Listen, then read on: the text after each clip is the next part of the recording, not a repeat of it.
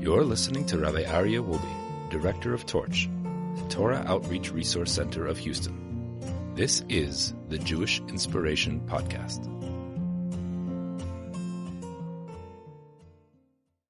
Thank you so much. Good evening, everybody. It's so wonderful to see everyone. I want to thank everyone who's here in person at the Torch Center, and I want to thank all of you who are online here with us. Thank you for all of the comments, all of the questions. As you can tell, I'm not one who really loves emails, right? Lauren, you'll forgive me on that one. I don't really, especially when they're long ones. If it's like more than like 3 lines, I'll just call me and tell me what you want. No problem, I'll answer. But either way, because of today's trait, whoever emails me this week, I will respond in a timely fashion.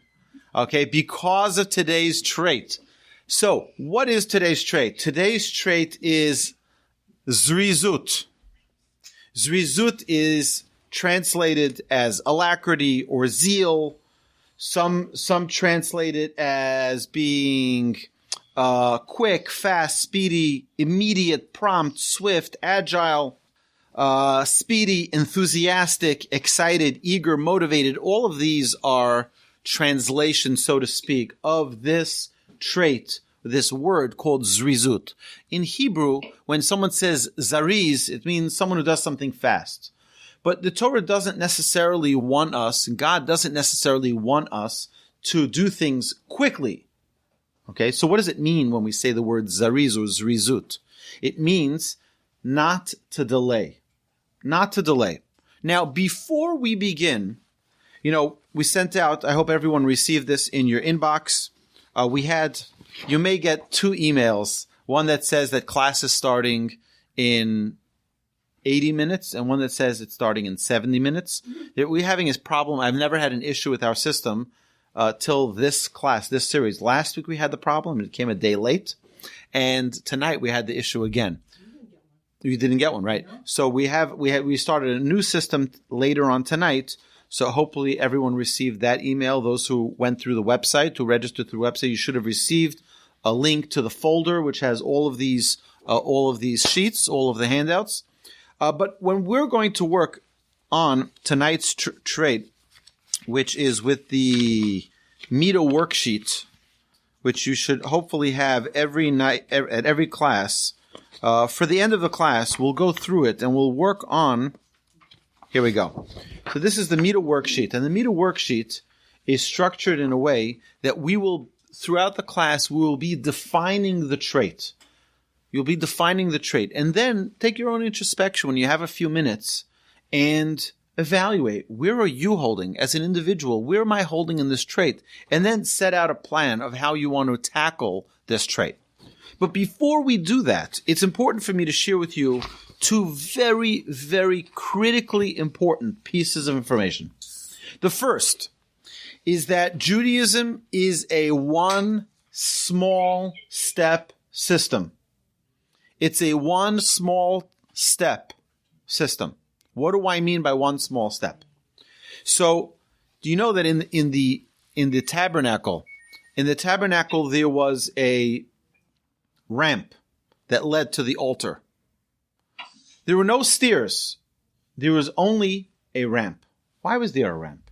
Our sages tell us an incredible, incredible message. Because a ramp, what happens if you take a ball and you put it on a ramp? It rolls down. Take a ball, you put it on a ramp, it'll roll down to the bottom.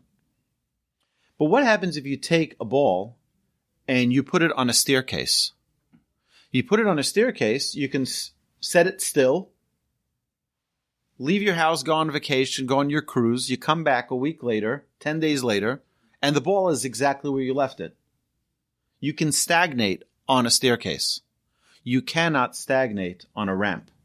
And the first message that we learned from the tabernacle is that there's no stagnation in Judaism. It's like a ramp. We have to always be taking a step. But there's a much greater message that we can learn from the ramp. And that is, a staircase is pre-engineered. You have an engineer who designs the staircase at about 6.5 inches each step one from the next one. It's about 6.5 inches. And that's the way it is. Now, let me ask you a question. That's discriminatory, very discriminatory. Because my little daughter, when she was taking her first steps, she couldn't pick up her leg that high. And she couldn't get to the second step and to the third step. I had to lift her up. You take someone who's elderly and it's difficult for them to walk, right? You try to lift their legs up. It's a difficult step. But it's pre-engineered. In Judaism, we don't believe in pre-engineered growth. Every person needs to take their own size step. That's why the symbol that we see in the tabernacle, was a ramp. To tell every Jew, this is the key to your growth. You need to take your own small step. You need one small step for mankind, right? One small step for man. One huge leap for mankind, right? But the idea is that we need to take a small step. Because as human beings, if we want to grow, the only way for that growth to be impactful, for that growth to be consistent, it needs to be small steps. I recommend, there's a fantastic book, and I don't get any kickbacks for this, okay? This is a book called Atomic Habits. It's about small steps, and I think this is a perfect Mussar study book. It's not written, I don't know, James Clear is the author. I don't even think he's a Jew, but it's a Torah value through and through. It's about taking micro steps that are so small and insignificant. That's what makes the change. Small, steady steps. The second message I want to tell you is as follows. My grandfather, during the Yom Kippur War, was asked to fly to Egypt to give words of inspiration to the commanders, to the officers, to the soldiers who were out in the battlefield. And they put him on a military aircraft, and they flew him to Egypt.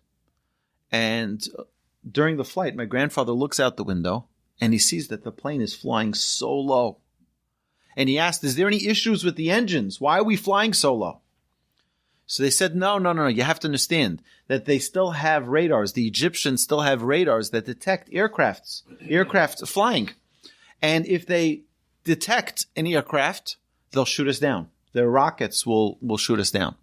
So we're flying below the radar. So my grandfather said, this is a metaphor for life, for Jewish spirituality and growth.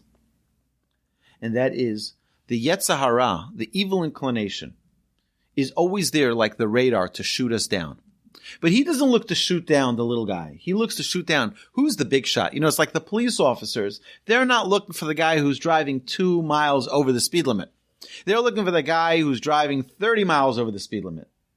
Right? Who's flying high? For example, I'll give you anyone ever go to a lecture talking about, let's say, one of these Mussar classes, talking about getting things done, not procrastinating, not delaying. And that's it. You leave class and you're like determined. You pull out your worksheets and you're like, okay, that's it. I'm never going to delay. When something comes up, I'm going to, right? And what happens? We crash and burn. God forbid, right? It's a disaster because the Yetzer Hara says, oh, let me see who the big shot is. Let me see who the person who's going to say, oh, I'm never going to talk slander about anybody ever again. Right? I'm always going to remember to, when we take such grand steps, it's an easy target for the Yetzer Hara to shoot us down. We take small steps. We stay below the radar. We fly below the radar. We're patient. One small step and another small step and another small step. That is the key to growth. Okay? This is such a fundamental principle in Judaism. We need to take small steps for our growth because then what's the question I get every time I mention this story? I mentioned the story about my grandfather's flight to Egypt. So everyone asks the same question. Well, okay, Rabbi. So if you take one thing on yourself and then another thing on yourself and another thing on yourself and another thing, even though they're very small, eventually you'll be above the radar. That's a great question. So the answer is like this. We don't just take things upon ourselves. They become part of who we are. So if, for example, we try to incorporate a certain habit into our lives, what happens is that now that habit, after time, becomes who we are. It's not like we added something. So what you're doing is essentially raising up the ground level. Keep on raising up the ground level.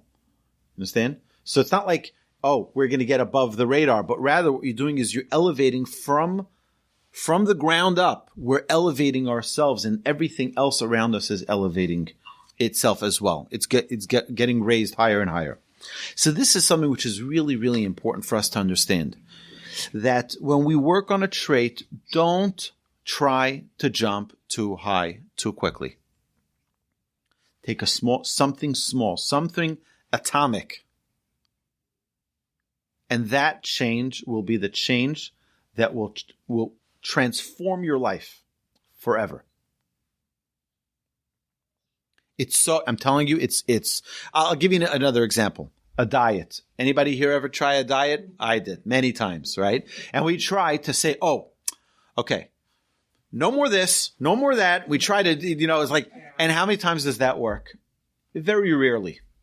But if we take one small adjustment, one small thing, I'm going to take one beverage out of my diet. I'm going to take one food out of my diet, something small that can make the difference over the long term. It's like they say, if you take an airplane leaving JFK Airport that's heading to Los Angeles, and all you do is change it 3 degrees. 3. You know what 3 degrees is? It's like from here to like that. It's like you can hardly, it's almost not recognizable, the difference. You know where you'll end up? You'll end up in Mexico. Just 3 degrees. That's it.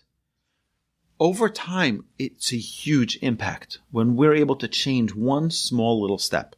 So I just want to give that as a disclaimer. We're going to talk about this trait of springing into action, not procrastinating, getting things done, which is a very fundamental introductory trait in Mussar study. You have to remember, don't take too big of a leap, because that could really bring us to despair, where we say, like, I tried, I was inspired, I wanted to get things done, and then everything fell apart. Okay? So we are all forewarned. We're all, okay, we got this, right? Small steps, and just don't beat yourself up in a week and say, I can't believe it, nothing changed. That's normal. Okay? It's small, microscopic changes that really transform who we are. Nobody wrote a book in a day. You write a line, and then you add another line, and then you add another line. Before you know it, you have a book, right? But it takes time. We're all creatures of habit. We're all creatures of habit. But we take habits many times that are comfortable for us. But when we need to make a change, it's not so comfortable. It's not the way, but we have to figure out small ways. And there's a lot of great secrets to it, which we will be sharing, hopefully, throughout this whole series. Okay, so Zerizut, we were talking about the trait of alacrity. Okay, and this is the first one on the sheet. I decided that we're going to do the positive traits in the 10 weeks that we're together in this seminar. Hopefully we'll be able to tackle 10 of or maybe 9 remaining weeks. We'll deal with the first 9 of the positive traits on the Who Am I sheet, and we'll go in order. All right, so we'll start. The first one is alacrity, and hopefully next week we'll do appreciation, and then we'll do caring, and so on and so forth. Okay. So if we want to give a pre-class summary, what are we going to say throughout this class? Essentially, what we're going to be saying is that we need to not let opportunities pass us by. Life presents itself constantly with opportunities. Zerizut means jump on the train, because that train is moving. Life is moving. We're always moving. We're on a train. And if we don't jump on that train, Life will pass us by. Make the most of every moment.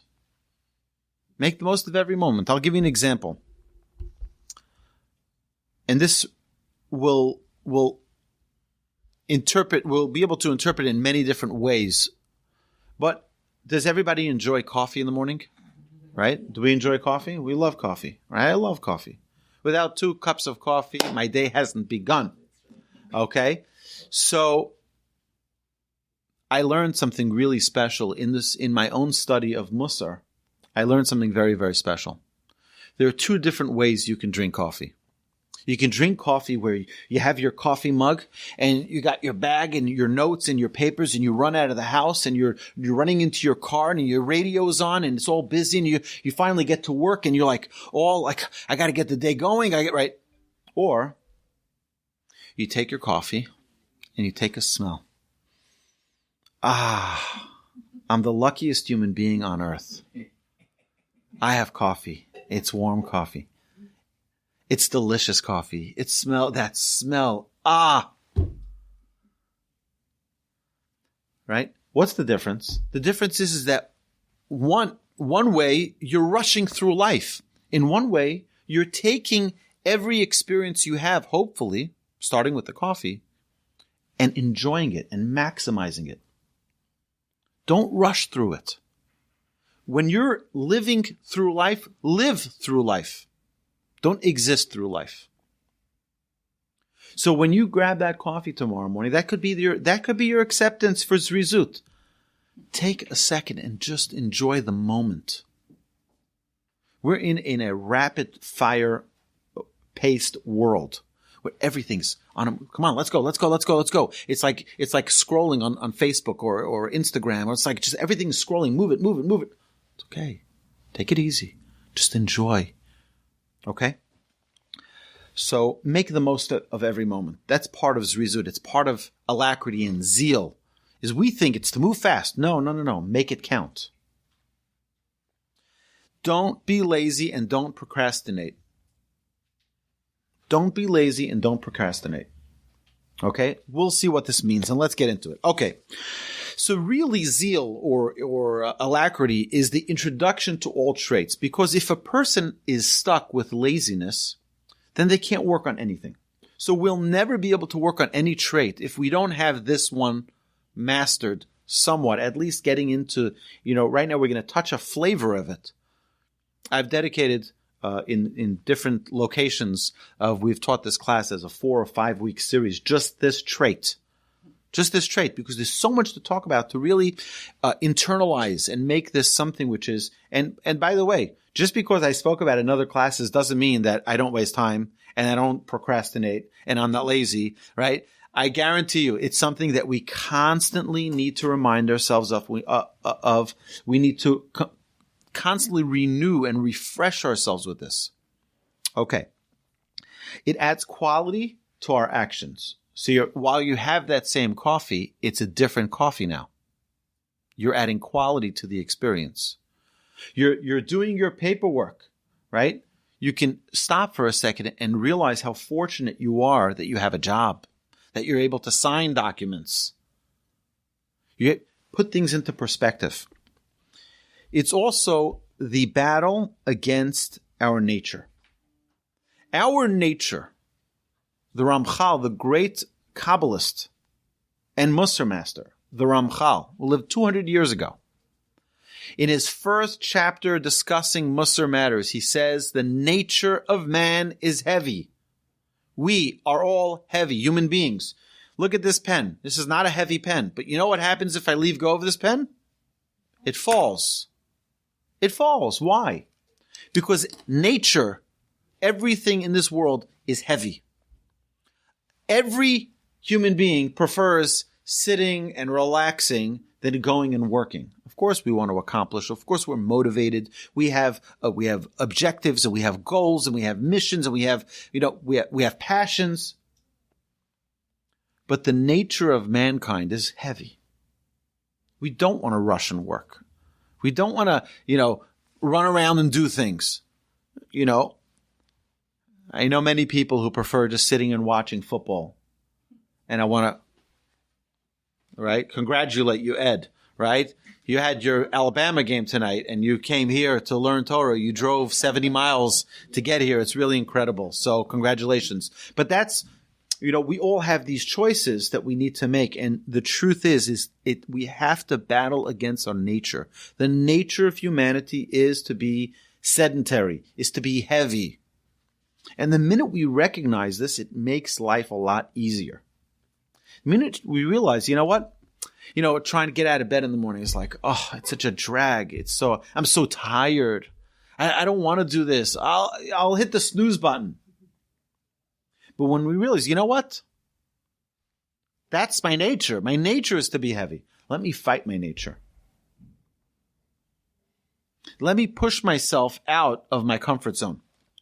It's not about time management. I just want you to realize that it's not about, we're not doing a class, although I have, in previous years, taken the opportunity when I was discussing this topic to really work on a very strict, I'm what we call punctually challenged.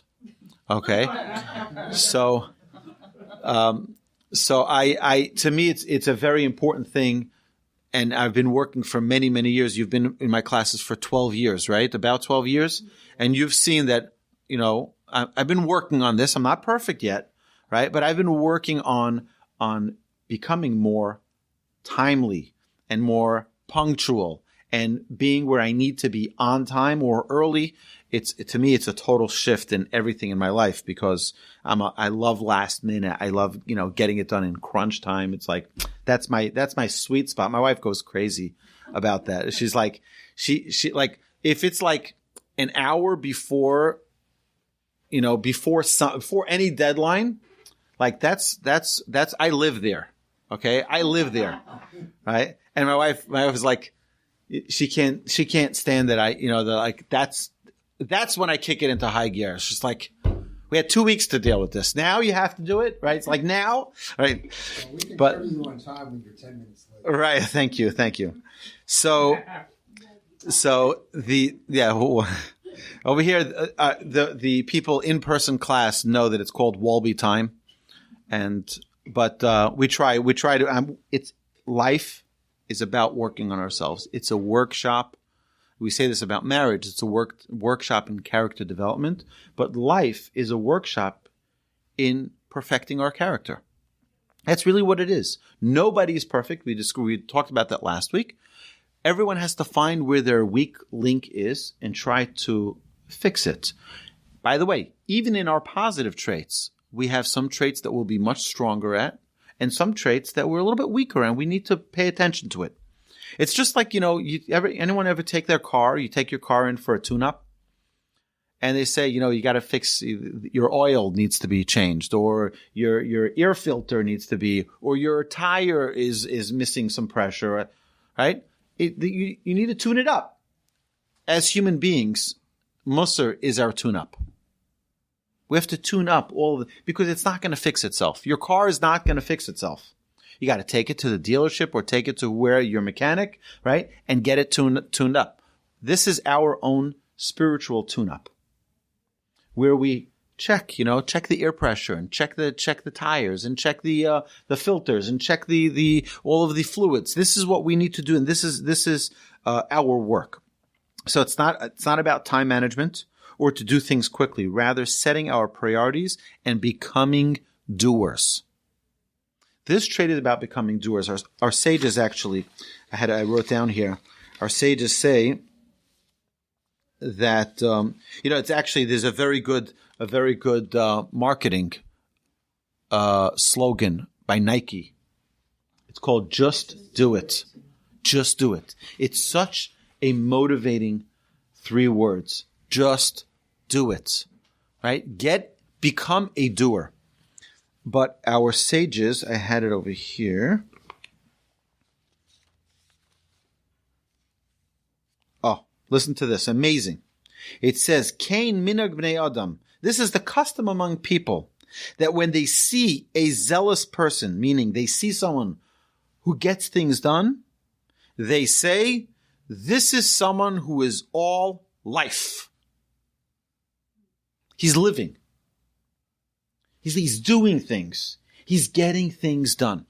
When they see someone who is zariz, meaning he doesn't let opportunities pass him by, that's the type of people we want to become. People, when people look at us like, they say, if you want something done, if you need help getting something done, ask a busy person. The busy people get things done. Yeah. Right? What does that mean? That means that there are people you'll ask them, they'll never get anything done. I want to share with you an amazing story. An amazing story. There was an innkeeper. There was an innkeeper who was a very righteous Jew. He was a righteous Jew. But he didn't own his inn. He rented it from one of the governors. The governor was the landowner, and he rented it from him, and he sublet it to the people who came to his inn. So one day, he realized that the governor is going to rent this property, take it away from the Jew, and give it to someone else that he was closer with. He had a better relationship with. So he met a wealthy Jew. And he says this to this wealthy Jew. He says, I know that you do a tremendous amount of charity. You do a tremendous amount of business. And that you know this governor. You know him very well. Can you speak to the governor on my behalf and persuade him to give me the new lease on this property? That he shouldn't give it away to someone else. So this wealthy Jew says, I'll talk to him. No problem. I'll do that. I'll do you that favor. But I have to travel this week. I'll talk to him when I get back. I have to travel. There was a big show that they used to have in Germany, in Leipzig. There was a big show, they would have a big market, and people from all over would come. He says, my business is shut if I don't go there. I need to go there first. I'm going to be there for a week. And when I get back, I'll speak to the governor. So he travels to this expo. And meanwhile, this poor Jewish guy comes home and he tells his wife, I spoke to the wealthy man. And the wealthy man said he's first going to the expo in Leipzig. And then when he comes back, he'll speak to them. They're so worried. We're going to lose the opportunity. We're going to lose the opportunity. What's going to happen? And the wife starts stressing out. And she's becoming very anxious. And she starts yelling at her husband. I told you this is what's going to happen. And they started getting into this whole fight, into this whole thing. Finally, a week later, this wealthy man, as he promised, goes to speak to the governor. And the governor says, no problem. I'll let this Jewish guy continue the lease, and I'm not gonna kick him out. Okay. A little while later, this wealthy man passed away. And one night, this innkeeper, this Jewish man, who the wealthy man did this favor for, has a dream. And in this dream, this wealthy man tells him, I came up to heaven, and they judged me that I was a good man, and I deserved to go to heaven. And they escorted me to the gates of heaven, and they said, you were a good man, but you made that poor Jew, the innkeeper, wait a week. You made him wait a week. Do you know how much pain that caused him? Do you know what a fight that caused between him and his wife? And for that reason, we can't let you in to the Garden of Eden, so to speak, into heaven, for the same 7 days that you made him wait. See, he asked in a dream, he says, please, innkeeper, forgive me. He says, here I'm standing at the gates of heaven and I can't go in. Please forgive me so that I can be allowed in. I thought this was an amazing story of the importance of not delaying things, because sometimes, particularly when other people are depending on our actions, it's important to do things quickly and to not procrastinate. Because what happens when we procrastinate, we say, listen, my time is my time. And that's understandable. I sometimes, am approached by people in the community and I need to handle matters in the community. I got a phone call last night from a woman in our community who was concerned about a specific issue in the neighborhood. And I told her, as soon as I hang up the phone, I will draft an email to the local community rabbis. I understand this was an important matter. It's something that she's going to lose sleep over. So as soon as I sent that email, I texted her and let her know I sent the email, and hopefully within a short period of time, it was already 11:30 at night, but it was, when she called, it was 11:30, so it was probably 12 o'clock by the time I sent the email. It will be handled. She needed to, because I don't want her going to sleep thinking, did he send it? Did he not send it? Did he take care of it? Is it important enough? Right? It's an important thing. It's right. And this is obviously in preparation for this class, because I'm thinking I got to get things done, right? It's important to remember that as human beings, we'll all make mistakes. We'll all have things that will fall through the cracks. That's true. But when we're thinking about springing into action, when something comes up, to do it. Now, that doesn't mean to be, I got to get it done, and start having chaos and take it easy. Take it easy, right? Get things done. Be focused. Don't procrastinate. Don't push things. I'll get it done later. I'll get it done later. I'll get it done later. Because then there's a big danger with doing things later. You know, it's very interesting. We have many laws in the Torah that it says about those mitzvahs. Zerizut makdimin lemitzvos. Those who are fast, those who don't procrastinate, the mitzvahs come to them. The mitzvahs are their life. I'll give you an example. Do you know that lighting the menorah on Hanukkah, we all love lighting the Hanukkah menorah. There's a specific time that you're supposed to light as the stars come out, right? Sunset, stars come out, and then we light the menorah. It's a specific time when we're supposed to light. It says don't delay. In what way does it say don't delay? It says don't start eating a half hour before lighting the menorah. You know why? Because you start eating, you get carried away, and then after you're eating, you're like, I need to take a little nap, right? I'm so tired, right? And then it gets pushed off, and you could forget to light the menorah. Another example, we build the sukkah. We build a hut. The halacha tells us, when do we do that? We do that immediately after the fast of Yom Kippur. You break the fast, go outside, and build your sukkah. You know why? Because you could delay it, and you delay it one day, and another day. By the time Sukkot comes, only 4 days later, I forgot to build my sukkah. So why do our sages tell this to us? Because that's the nature of mankind. The nature of mankind is that we get carried away with things. It's not that we're bad people. It's not that we're lazy people. Maybe we are a little bit, maybe, right? But the idea is that we're busy with things. We get busy. We get busy eating. We get busy drinking. We get busy with our job and with things, right? And that is, it can cause a problem in life if we don't, number one, prioritize, but also make things that are important and put them in front. So,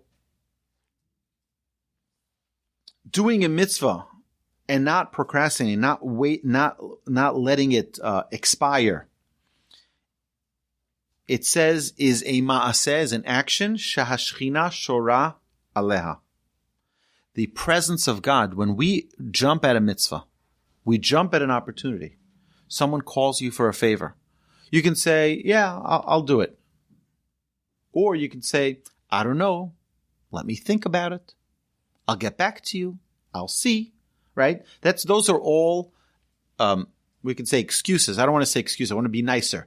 Right? Those are things that sometimes are a tactic to push it off, to procrastinate, to maybe. And then perhaps we never get to it. I've shared this story before. And we have to realize this, is that when a mitzvah comes to your door, I'll share with you an incredible, here we go. I love teaching from the Torch Center because we have such a massive library behind us. And I want to share with you a beautiful introduction here to one of the portions here. It says an amazing thing. So the introduction is by Rabbeinu Bachya. He says you have to understand something, okay? When a poor person comes to your doorstep and asks you for charity, listen carefully. It says, give charity to every poor person who asks you. He says, why?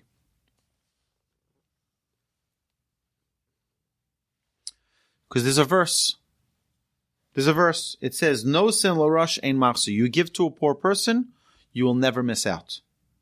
Why? Listen, it's the most amazing thing. I'm going to read this to you inside so you don't think I'm making this up.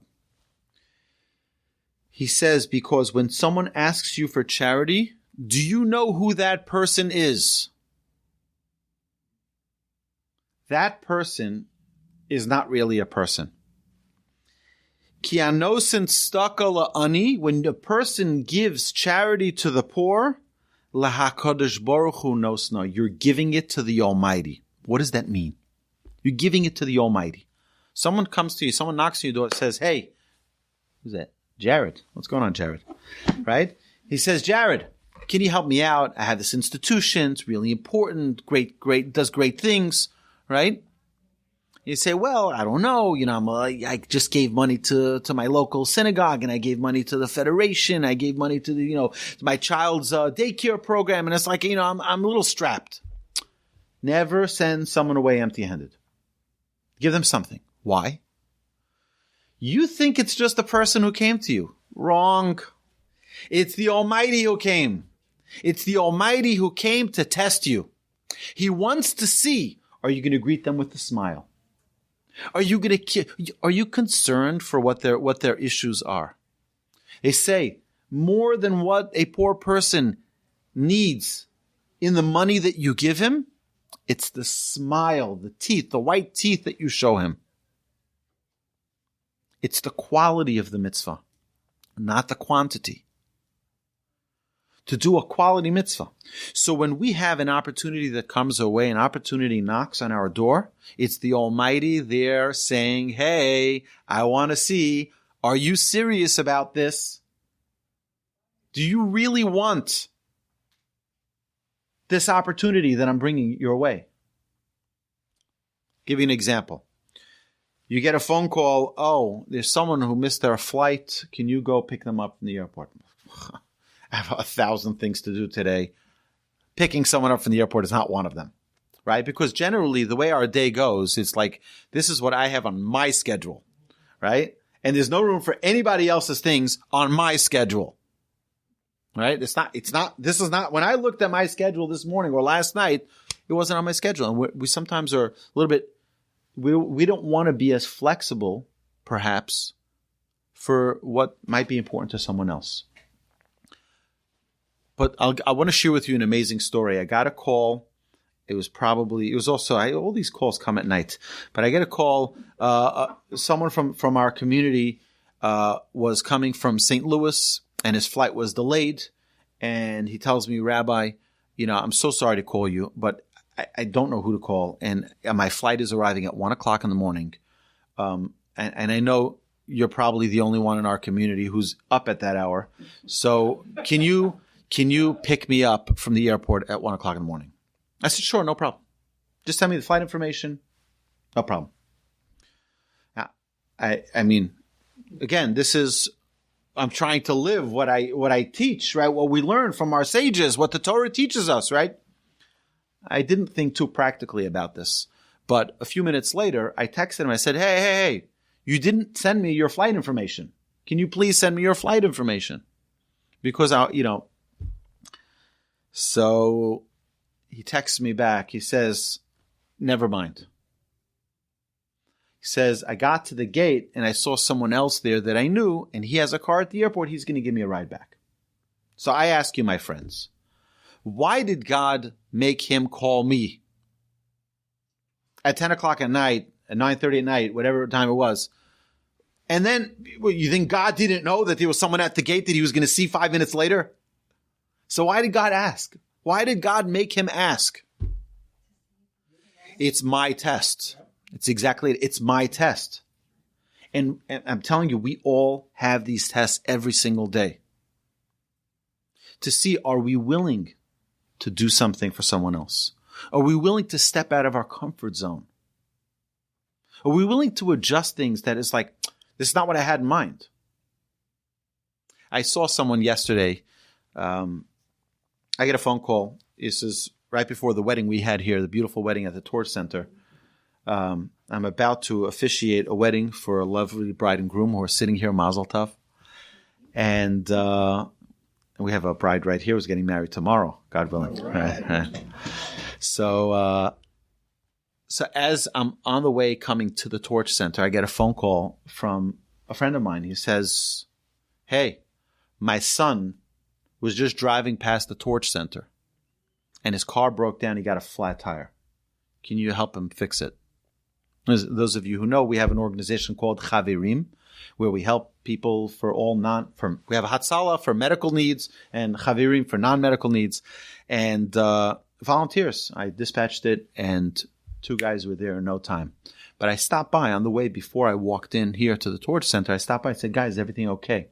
And I could see the distress of the guy who got the flat. I can see the distress in his face. This was not on a schedule. Okay? This was not on a schedule. He said, I walked over to him. I said, hey, let me give you a hug. I said, it's going to be okay. Don't worry about it. He says, so frustrated. He's so frustrated. He says, I was supposed to be hitting tennis balls right now. It was like, right? This was not on my schedule. Okay? And it took 10 minutes and he was back on the road. But Hashem sometimes does that to us. Probably every day. It's more than we know. Right? Where things don't go our way. You had an appointment and you come to the office and they say, sorry, I don't see your name on the, right? It probably happened to everyone. Everyone's nodding their head. Yeah, I had that. Right? You go to DMV and you had an appointment and it says, sorry, it's not in our system. Go reschedule. And what do you mean? It's okay. Right? But, I don't want to get too much off topic, but we see there's an amazing mitzvah that's supposed to be done very, very fast. Anybody know what mitzvah that is? Very, very fast. In fact, it's supposed to take only 18 minutes. Making the matzah. The matzah, very good. The matzah. From the beginning, from the first drop of water touching that flour till the matzah leaving that oven is 18 minutes or less. If it's 18 minutes and 1 second, it's over. You lost the opportunity. It's chametz. It becomes leavened food. Our sages tell us something. The word matzah and the word mitzvah are identical. And our sages tell us, mitzvahs you can't delay. When you have an opportunity for a mitzvah, don't delay. Don't let it become chametz. It's such an amazing lesson for us. So, yeah, it's an amazing thing. You ever hear a lecture, you hear, one of these inspirational, motivational speakers, and you're like, wow, that's it. I'm changing the way I wake up in the morning. I'm changing the way I live my life. I'm changing the way I eat. I'm changing, right? Why would these inspirational speakers still be in business and people go back again and again and again and again and people don't change? You know why? It's 1 3-letter word that doesn't happen after the inspiration, and that's act. A-C-T. People don't act. When something inspires you, act on it. Put it into action. You have an inspirational thought. Don't just stay inspired. Write it down. Do something about it. Make that phone call.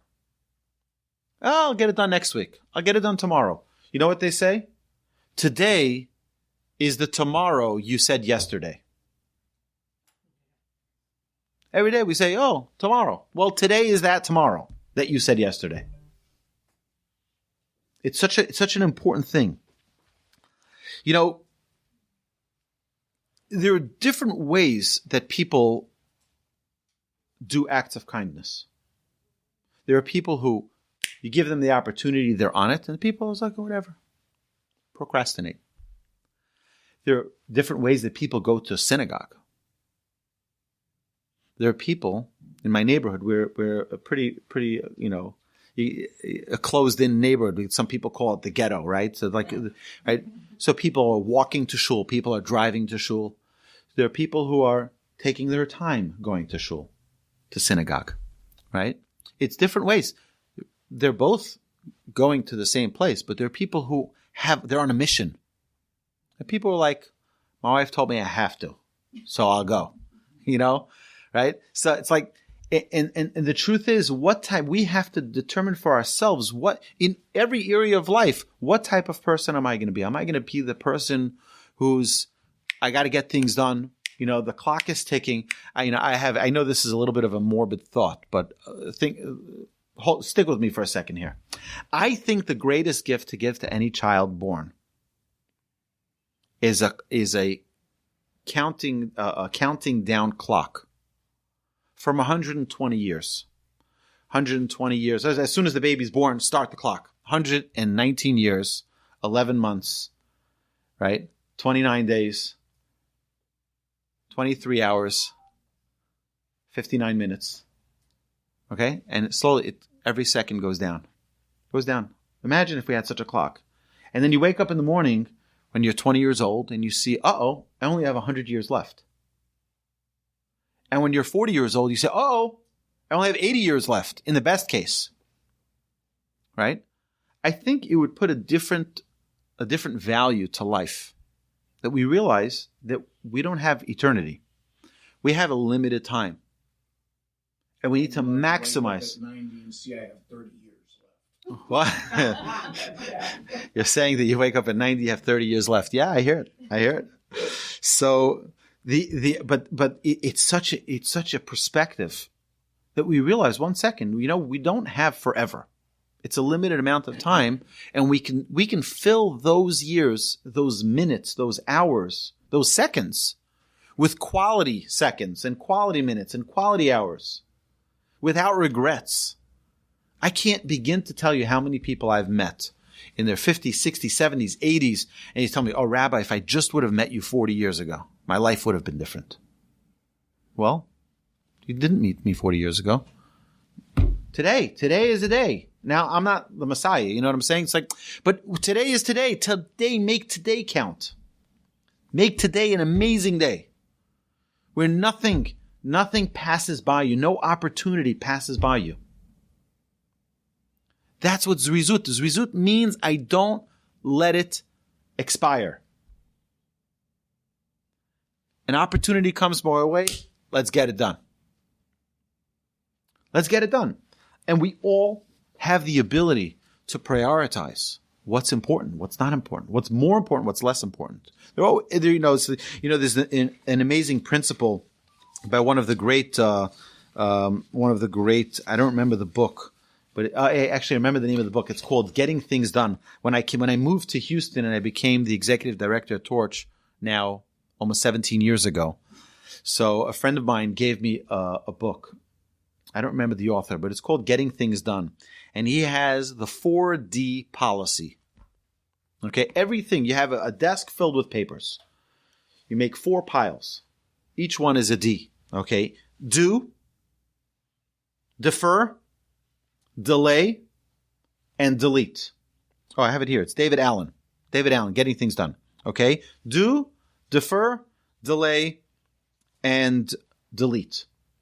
Right? The same thing with your inbox, your mail. How many emails do we have? And say, someday. I told you, anybody who emails me this week, I'm responding right away. Try me, okay? Give me a chance to prove myself, right? So, but this week only.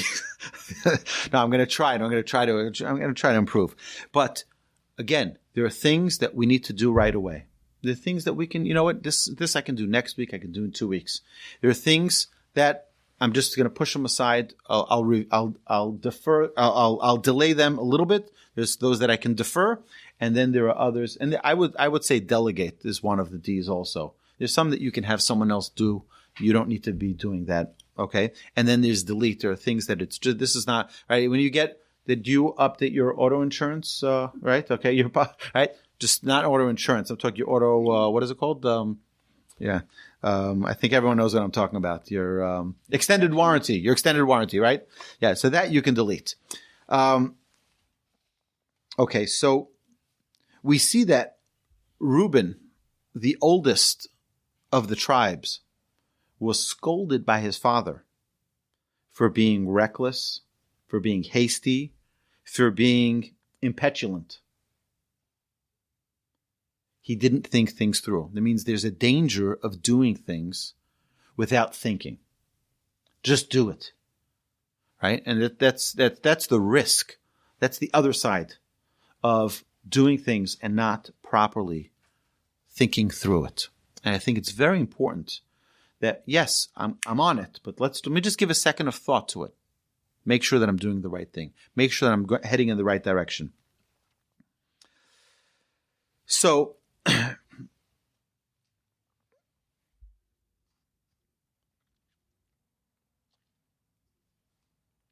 you know, there's a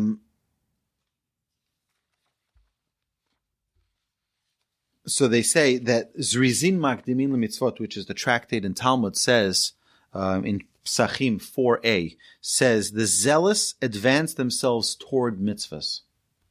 The sages explain, there's a whole nother explanation to this. It's not that they advance themselves towards mitzvahs, but rather mitzvahs are advanced to them.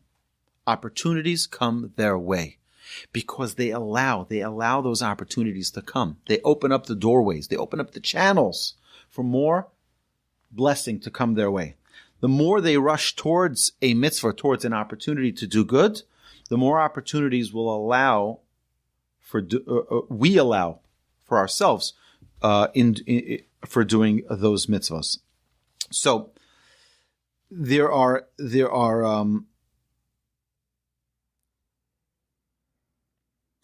sages who say the following, that when one begins to work on their character, on their trait, on midos are traits. By the way, where does the word midah come from? Midah is a trait. Midah is a trait. And we mentioned this briefly last week, but just so we understand, midah means a measurement. It means a measurement. Every human being has different measurements of traits, right? Which one of us is a 10 out of 10 in alacrity, where never procrastinate, never push anything off, right? Who's a 10 out of 10? Now, this is a positive trait, just so you know. It's a positive trait. Utilizing, if we talked about laziness, that's a different story. We're not talking about laziness now. We're talking about getting things done, becoming doers, becoming builders. That when people ask us, we're going to say yes. Even if I can't do it, I'm going to help you find someone who can. Because that opportunity came my way. I'm not going to push it off. I'm going to find the opportunity. I'm going to find the way to make this to get this thing done. The Mishnah says that al tomar likisha efne eshne shema lo tipane. Tractate Avot, Ethics of Our Fathers. It says, don't say, when I have time, then I will. Because you may not ever have time. That opportunity of when I have time may never happen. It's something which is for all of us, this is such a critical thing. How do we know if we'll ever have that opportunity again? Ask me next time. There may not be a next time. Okay, that doesn't mean, look, we have to be realistic as well. And we mentioned, we have to be careful. That doesn't mean that everything that every person wants from us, we're going to do. We're not necessarily capable of doing whatever everybody wants. We have to prioritize. And that's really the first step of this. When we grab our Mussar worksheet at the end of class tonight, and we're going to start filling this out. Okay, what do I want to accomplish here this week? I would say the first step is prioritizing. What are my priorities? If a person is struggling with anxiety and they're dealing with too many things on that list, so maybe they need to start deciding, what do I need to do? What can I defer? What can I delete? What can I delegate? What can I delay? And prioritize like that. Are there things that I can do for other people? If I take care of all the things I can, if someone has a responsibility for their own family, that comes first. One's children comes first, right? So we all have things that we are more passionate about, and therefore we're more enthusiastic about. And so too, we have things that we're less passionate about, and that makes us more lazy about those things, right? You have those things that, right? We have things, right? We all have certain things, right? Try to bring a good example. Okay, I'll give you an example. Anybody here like gardening? Anybody like gardening? You like gardening, right? Anybody else like gardening? Okay. I have a black thumb on every finger here, okay? I kill plants. I don't know. I don't know I don't know what I'm doing. I really don't. Right. So if my wife were to tell me, can you take care of the garden or take care of the, I was like, that's like a sentence for me. Okay. I'm not motivated. I'm not excited by it. I'm not now there, like you'd love that opportunity. Right. But if you were to ask me about a piece of technology, I love technology. I love technology. I love IoT, the Internet of Things. I love all of right? I love it. I love, everything is automated and all of these systems. I love it. So which one, if you're challenged and you have two things that need to get done, one that you're motivated to do and one that you're not motivated to do, which should you do first? The one you're not motivated. Exactly. The one you're not motivated to do. Because the one you're not motivated to do, if you don't do it first, you'll never do it. Right? We all have parts of our job that are more enjoyable and less enjoyable. Do the less enjoyable. Well, it really depends. It really depends what? Because the truth is that motivational speakers will tell you, do the one you are excited because that gets the ball rolling. It gets it rolling, and then you'll end up doing the thing you're not motivated as well. But I'll give you a different example. My grandfather was a Mussar master. Now, in yeshiva, you study Mussar study, but you also study Talmud. Now, Talmud is deep, hypothetical dilemmas, which are really discussing, they're both of them are learning God's way of thinking, God's way of living. So my grandfather was with a dilemma. He had the Mussar study that he needed to write and review, and he had his Talmud study that he needed to write and review. Which should he do first? He only had a certain amount of time. So he decided that he was going to do his Talmud, which was less favored by him. He was going to do his Talmud. You know why? Because he was motivated already to write the Mussar stuff. That he'll get done because he likes it. He enjoys it. He'll get it done. So he first did what he didn't like as much. There was a story. Someone asked the rabbi, I only have 10 minutes a day to study Torah. What should I study? Should I study Mussar? Should I study Halacha? Jewish law? Should I study the Parsha? What should I study? So the rabbi said, study Mussar. He says, Mussar? Of everything I should study Mussar? He says, yeah. When you study Mussar for 10 minutes a day, you'll see that you have much more than 10 minutes. Right? You'll see that you really have, your priorities need to be adjusted a little bit. Okay? But we see something really amazing. We see that Abraham didn't delay. It said about Abraham three different times. It says in Genesis 19, it says, Vayashkem Avraham baboker, and Abraham rose up early in the morning. It says again, Vayashkem Avraham baboker, he woke up early in the morning. This one was for the binding of Isaac, and this one was when he, right? Vayashkem Avraham baboker, vayachar Moshe chamoro. Each time, he was right away. He was on a mission. What do we know about Abraham? He's the founder of monotheism, right? He brought the consciousness of God into this world. Right? He had a lot of work to do. He was on a mission. I don't have time to sleep. It reminds me of my rabbi. My rabbi, may he live and be well. My rabbi lives in Jerusalem. He was born in the Bronx. And many times during his lecture, he would fall asleep. His head would, and then he'd wake up, and it was an amazing thing. He'd wake up and continue in middle of the word he left off.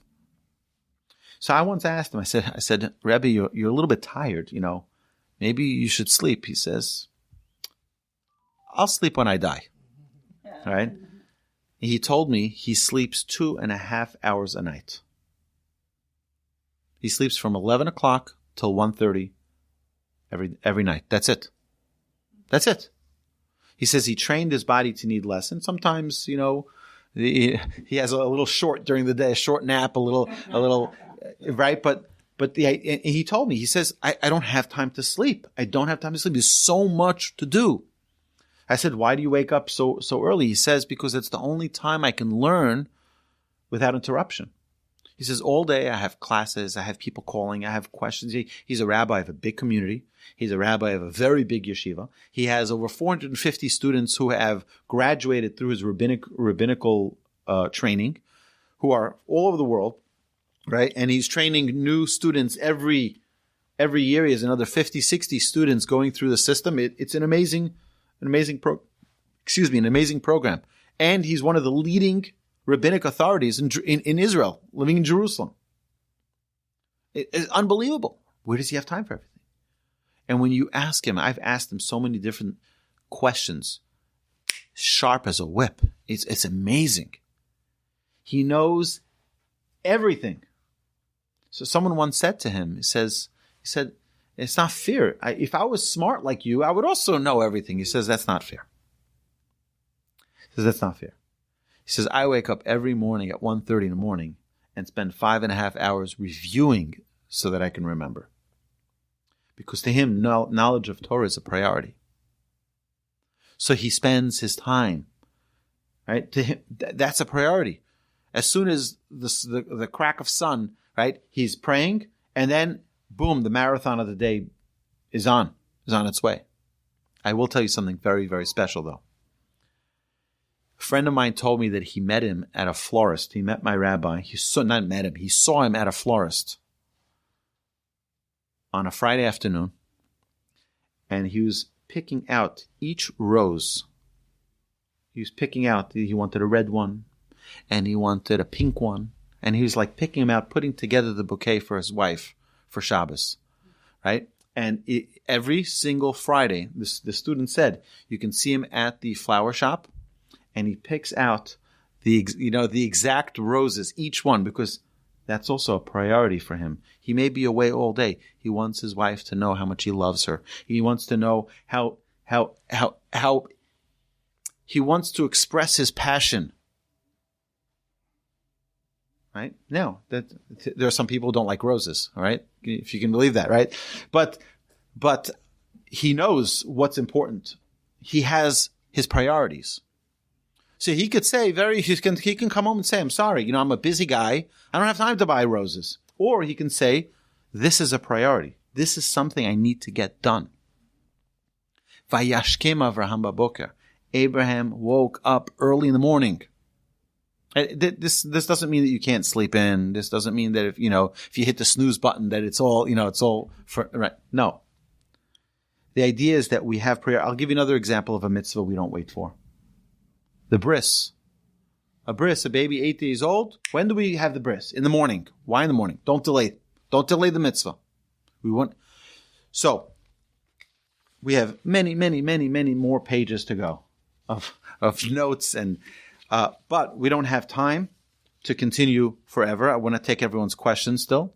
So, my dear friends, let's utilize this coming week. Please take a moment. Print out that sheet if you don't have it, your meter worksheet. If you have a clear definition, which I hope you do after this hour and 5-minute class, on what this trait is. Define it in your own words. Make it yours. This is yours. It's not what I said. It's what you feel. Make it yours. Introspect. Where you're holding with this, and set out a plan of how you want to change by next week already. You'll feel, hopefully, if each day you journal, and you can go on the email that was sent out earlier tonight, you can send out this link and you can print it out. You can download those pages. There's a folder. I shared all the documents in there. Journal. Journal your journey. Every day, mark the notes, mark it down, and hopefully you'll start feeling that transformation in your own life every single day. So, if anyone has any questions, you're welcome to unmute yourselves and to ask anything. But I want to thank everyone for coming here tonight at the Torch Center. Thank you, everyone online. And if you have any questions, you're welcome to email me, because I will respond. And if you have any questions, you're welcome to unmute your microphones. Yes. I want to go back to the when you give to a poor person, you'll never lose out because you're actually giving to the Almighty. Right. And I know, like in the air, we have people that come door to door. Sometimes right. we always have something for them, but like, does it include like every single panhandler in Houston? Yeah. Or it's a very good question. All right. So what's about the panhandlers? Is that also God? So I think so. And what I like to do for that, I don't think it's a good idea to give them money, personally, because I think it's poor decisions with money that got them there. It's probably not a good idea to give them money to keep them there. So what I like to do is I like to have like these nut bars or things that are nutritious in my car, and I'll give them that. Because I want them to be able to eat, and I want to provide something for them. I don't want to just pass by the opportunity to be giving to someone. So when I see the panhandlers, I do typically roll down my window and say, here, why don't you eat a granola bar? Why don't you eat something? Here's something nutritious. I'll give them a bottle of water, because I want to help them. I want to be a giver. But on the other hand, we have to be, particularly with people who make bad decisions, we can't be enablers that will, enable them to continue to make bad decisions. Okay, that's a good question. Like the people that come around our have papers.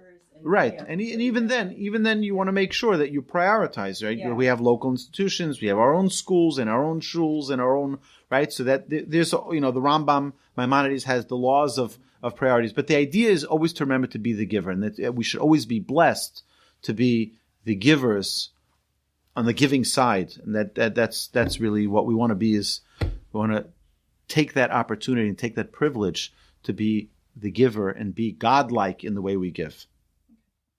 Great question. Anyone online? Anybody online? You can unmute, and are you able to unmute? You're able to unmute. Anybody have any questions? Anna, you always have a great question.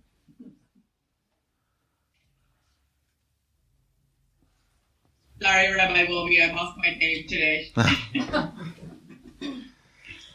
It's great to see you. It's great to see you. Okay, no questions.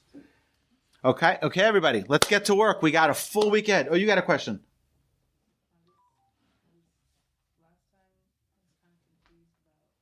Okay, so here, let me. Okay, so we'll get to that. We'll get to that. Thank you.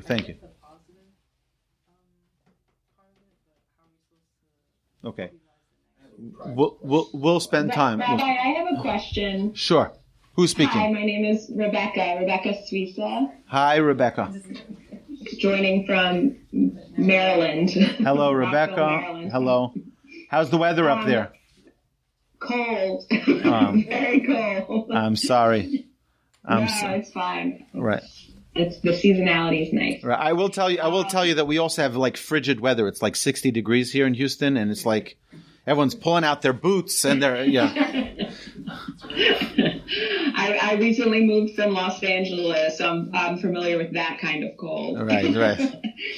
But we were talking about the things that we're motivated to do and what we're not motivated to do, right? Right. So when you're ranking or rating yourself on a scale of 1 to 10, what are you rating exactly? Do you take like the weighted average of like the things you like to do and you don't like to do? Like, how do you really assess? Because in some areas, like if I want to do it, I'm like, then you're minor need for improvement. But if it's something that you don't want to do or something that's not close to you, like even with like chesed, if it's a cause that is very close to your heart, you're so willing to give. You'll do anything for that cause. But if it's a cause that is not so close to your heart, you're like a little less motivated. So how do you really rate yourself? Because isn't it coming from a place of like self-service or selfishness? Like, how do you really rate yourself? That's an excellent, excellent question. So I haven't thought of that, but let me give you what I typically do when I have such a challenge, okay? Is that I think of what is the idea of this trait? This idea is to emulate God. And God is perfect in all his traits. So if in trying to think of how I can best emulate God, I will evaluate in my introspection, where am I with this trait with everything? So take everything that comes our way. Now, that doesn't mean that every cause that comes your way you have to become passionate about. Definitely not. Right? Especially, today you have the Save the Whales, and you have every type of passion is out there. You can find something for everyone.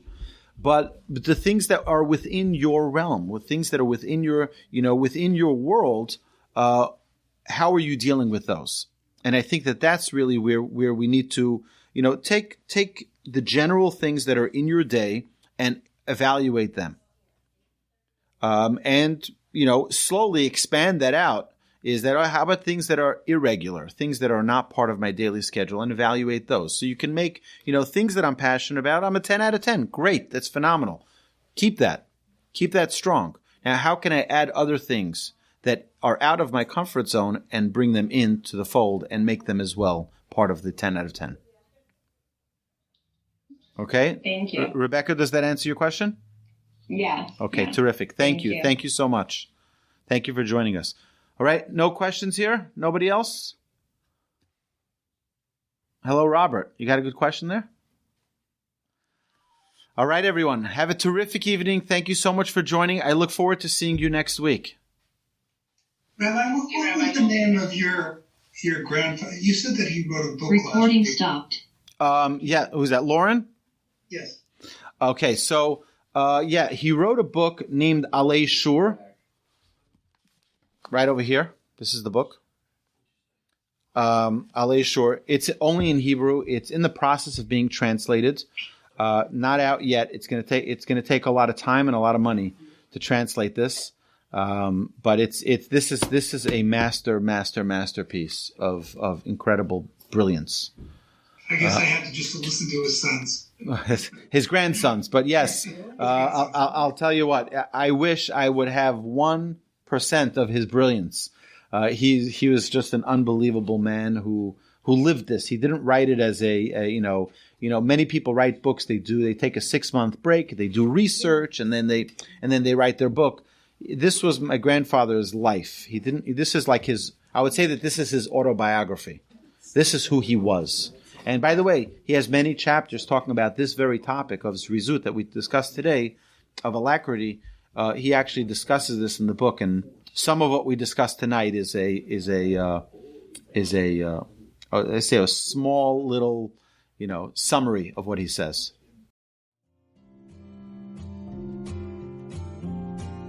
You've been listening to the Jewish Inspiration Podcast, a Torch production. Become a supporter at torchweb.org, because your assistance enables more Torah learning around the globe. To find more lessons offered by Torch, please visit torchpodcasts.com.